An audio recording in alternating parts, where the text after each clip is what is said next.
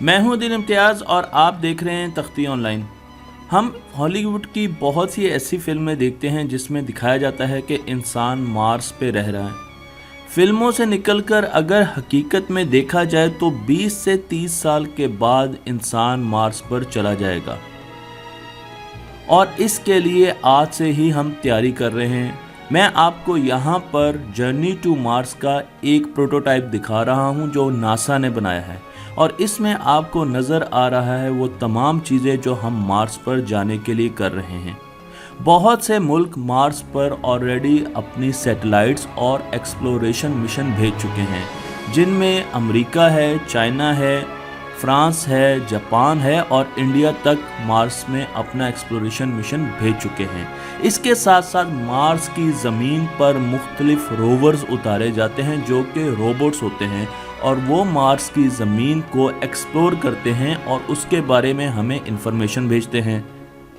याद रहे कि मार्स तक जाने के लिए हमें 7 से 9 महीने दरकार हैं। मैं सिंगल वे की बात कर रहा हूँ और उसके लिए आपको जो कम्युनिकेशन सिस्टम यूज़ करना पड़ता है उससे मैसेज ज़मीन तक 20 मिनट तक पहुँचता है।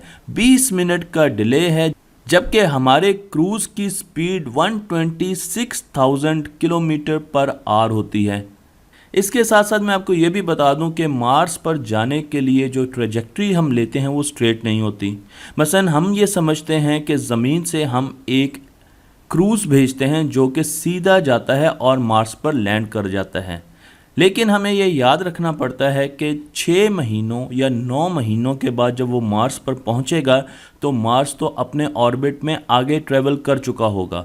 आप अगर इस तस्वीर को देखें तो आपको अंदाज़ा होगा कि जिस देर हमने क्रूज़ या एक्सप्लोरेशन मिशन ज़मीन से मार्स की तरफ भेजा तो मार्स की उस वक्त लोकेशन कुछ इस तरीके से थी, लेकिन जब 9 महीनों के बाद वो मार्स पर पहुंचेगा तो मार्स यहाँ पर चला जाएगा। तो हमें एस्टिमेट करना होता है कि मार्स की लोकेशन 8 से 9 महीनों के बाद क्या होगी और हमें उसके लिए एक प्रोजेक्टाइल पैटर्न डिज़ाइन करना पड़ता है। तो आपको यहाँ पर अपने प्रोजेक्टाइल मोशन की एप्लीकेशन भी नज़र आएगी जो हम फर्स्ट ईयर सेकेंड ईयर में पढ़ते हैं। और आपने ज़मीन पर जब मिशन को भेजा तो वो एक प्रोजेक्टाइल मोशन लेते हुए मार्स पर लैंड किया। मार्स पर हम बहुत से मिशन भेज चुके हैं, लेकिन मैं यहाँ पर डिस्कशन करूँगा रोवर्स की। तो पहला रोवर जो मार्स पर भेजा गया उसका नाम था पाथफाइंडर। पाथफाइंडर एक छोटा रोबोट था जो कि आपको तस्वीर में नज़र आ रहा है और ये 1996 में नासा ने मार्स पर भेजा था। इस पे बहुत से कैमरे लगे हुए थे और इसने हमें बहुत सी इन्फॉर्मेशन भेजनी शुरू कर दी। लेकिन 2004 में हमने 2 और रोवर्स भेजे। 2003 और 2004 में हमने स्पिरिट भेजा जो कि 2010 में ख़राब हो गया, लेकिन इसने हमें काफ़ी इन्फॉर्मेशन दी। और आप ये देख सकते हैं कि रोवर अपनी एनर्जी सोलर पैनल्स के ज़रिए लेता है और इस पर मुख्तलिफ़ किस्म के कैमराज इंस्टॉल होते हैं। इसी तरीके से दूसरा रोवर अपॉर्चुनिटी था जो 2003 को भेजा गया और ये कुछ वक्त के लिए भेजा गया था, लेकिन इसने हमें काफ़ी ज़्यादा डाटा दिया और 10 साल तक ये रोवर एक्टिव रहा। अब हम आते हैं क्यूरोसिटी रोवर की तरफ जो कि एक बहुत बड़ा रोबोट था।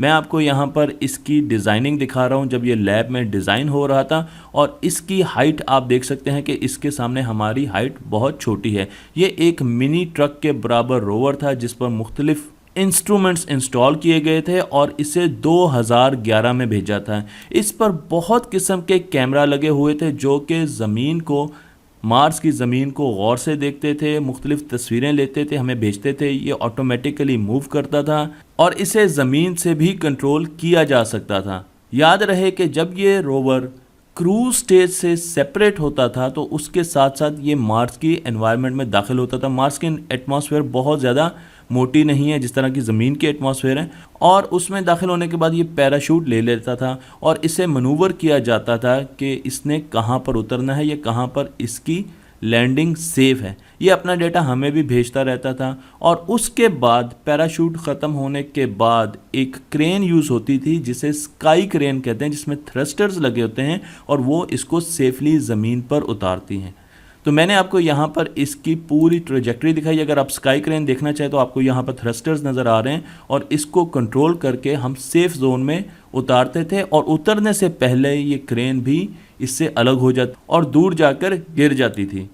मैं यहाँ पर ये आपको बताता चलूँ कि 2050 में नासा का ये कहना है कि हम मार्स में इंसान भेजने के काबिल हो जाएंगे। मार्स पे मुख्तलिफ ऐसे स्पॉट्स हमने आइडेंटिफाई कर लिए हैं, देख लिए हैं, जहां पर हम अपने रोवर्स भेजेंगे। और इसमें आपकी तवज्जो में लेके जाऊंगा गेल क्रेटर की तरफ। क्रेटर क्या होता है? क्रेटर एक ऐसी जगह होती है जहां पर एक फॉरेन बॉडी यानी किसी एस्ट्रॉयड ने आकर अपना इम्पैक्ट छोड़ा होता है। मसलन अगर आप ज़मीन पर देखें तो आपको एस्ट्रॉयड्स के ऐसे इम्पैक्ट बहुत कम नज़र आएंगे, लेकिन अगर आप मून पर देखें या मार्स पर देखें तो आपको बहुत ज़्यादा इम्पैक्ट्स नज़र आएंगे। और इनमें ही एक जगह पर गेल क्रेटर पर हम क्यूरोसिटी को लैंड करने जा रहे हैं। जब क्यूरोसिटी को लैंड किया गया तो नासा ने ये तस्वीर शाया की और इसमें आप देख सकते हैं कि यहाँ पर क्यूरोसिटी को लैंड किया गया और स्काई क्रेन उससे कुछ दूर जाकर गिरी और तबाह हो गई, जो कि आपको पास नज़र आ रही है। इसके साथ साथ आप ये भी देख सकते हैं कि यहाँ पर आपको मट्टी का कलर काफ़ी, सॉइल का कलर काफ़ी गहरा नज़र आ रहा है। उसकी वजह यह है कि स्काई क्रेन के थ्रस्टर्स की एयर की वजह से, फ्लू गैसेस की वजह से यहाँ पर मट्टी दूर दूर चली गई और नीचे से गहरी मट्टी निकल आई है। हमने गेल क्रेटर का ही इंतखाब क्यों किया नासा का रोवर उतारने के लिए? उसकी वजह आपको ये ड्राइंग दिखाएगी जिसमें आपको नज़र आ रहा है कि लो लैंड या लो एल्टीट्यूड्स नीले रंग के हैं और हाई एल्टीट्यूड्स ग्रीन कलर के हैं। तो यहाँ पर आप देख सकते हैं कि ज़मीन बहुत नीचे है और ज़मीन नीचे होने का हमें क्या फ़ायदा है? हमें ये लगता है कि जहाँ पर ज़मीन बहुत ज़्यादा नीचे होगी वहाँ पर पानी के मिलने के बहुत ज़्यादा चांसेस हो गए और हम ये भी समझते हैं कि जहाँ पर पानी के मिलने के चांसेस ज़्यादा होते हैं वहाँ पर ज़िंदगी के आसार भी ज़्यादा नज़र आने के चांसेस होते हैं, क्योंकि आज से बहुत अरसे पहले मरीख भी ज़मीन की तरह होता था। इसमें भी पानी का एक बहुत बड़ा ज़ख़ीरा मौजूद होता था, लेकिन वक्त के साथ साथ इसका पानी भी सूख गया और इस पर ज़िंदगी भी ख़त्म हो गई। और हम ये देखना चाहते हैं कि वो क्या वजह है जिसकी वजह से इस मरीख पर ज़िंदगी ख़त्म हो गई। रोवर ने अब आहिस्ता आहिस्ता घूमना शुरू कर दिया और उसने मरीख को देखना शुरू कर दिया। उसने हमें तस्वीरें भेजी और उस तस्वीरों में हमें बहुत सी इन्फॉर्मेशन मिली। मसलन आप यहाँ पर छोटे पेबल्स, छोटे रॉक्स की तस्वीरें देख रहे हैं जो कि मरीख से आ रही हैं और आप यहाँ पर ज़मीन से भी उसको कंपेयर कर रहे हैं तो आपको नज़र आ रहा है कि ये पेबल्स तो ज़मीन के पेबल्स की तरह हैं। ज़मीन पर ये पेबल्स हमें कहाँ पर मिलते हैं? ये छोटी छोटी रॉक्स हमें कहाँ पर मिलती हैं? ये रॉक्स दरियाओं के बेड्स में मिलती हैं, सूखे दरियाओं की गहराई में मिलती है। इसका मतलब ये है कि मरीख पर, इस जगह पर कभी कोई दरिया बहता था। यहाँ ये बताना बहुत ज़्यादा ज़रूरी है कि रॉक्स 3 किस्म की होती हैं। इग्नियस रॉक्स होती हैं, सेडिमेंट्री रॉक्स होती हैं एंड मेटामॉर्फिक रॉक्स होती हैं। इग्नियस रॉक्स लावे के ठंडे होने से बनती हैं। जब आतिशफ़शां फटते हैं, वॉल्केनोज इरप्ट होते हैं तो वहाँ से लावा निकलता है और लावा के ठंडे होने से हमें गहरे रंग की इग्नियस रॉक्स मिलती हैं। इसी तरीके से समंदर और दरियाओं में हमें सेडिमेंट्री रॉक्स मिलती हैं जहाँ पर पानी के फ़्लो की वजह से नमकियात इकट्ठे होते रहते हैं और उन नमकियात के इकट्ठे होने की वजह से वहाँ पर रॉक्स बन जाती हैं जिन्हें सेडिमेंट्री रॉक्स कहा जाता है और ये सॉफ्ट रॉक्स होती हैं। इसी तरीके से हमारे पास मेटामॉर्फिक रॉक्स होते हैं। ये उन जगहों पर बनती है जहाँ पर बहुत ज़्यादा टेम्परेचर हो या प्रेशर हो। आप यहाँ पर देख सकते हैं कि ऊपर समंदर है तो इसलिए बहुत ज़्यादा प्रेशर है यहाँ पर इस जगह पर, और नीचे वॉल्केनिक एक्टिविटी हो रही है इसलिए यहाँ पर बहुत ज़्यादा हीट है, टेम्परेचर है। तो इस वजह से यहाँ पर जो आपको रॉक्स मिलेंगी वो मेटामॉर्फिक रॉक्स होंगी। हमने मरीख पर, गेल क्रेटर पर सेडिमेंट्री रॉक्स देखी और उनको ड्रिल किया ताकि हमें कुछ इन्फॉर्मेशन मिले, लेकिन ये क्या, मरीख तो अंदर से ग्रे कलर का है। आपको ग्रे कलर यहाँ पर नज़र आ रहा है, हालांकि हमने सिर्फ 2.5 इंच का ड्रिल किया है।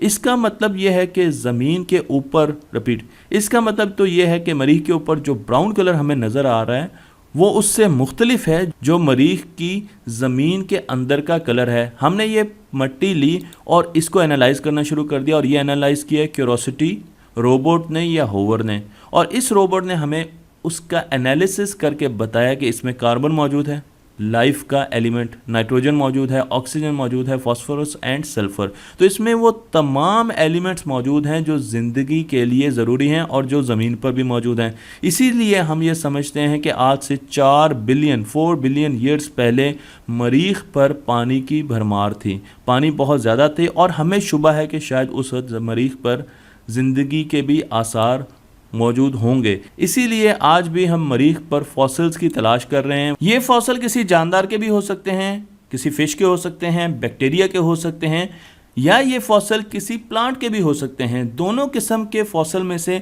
हमें ये इन्फॉर्मेशन मिल जाएगी कि मरीख पर किसी ज़माने में ज़िंदगी एग्जिस्ट करती थी, ताकि हम फ्यूचर में ये देख सकें कि आखिर वो कौन सी वजूहात थी जिसकी वजह से मरीख पर ज़िंदगी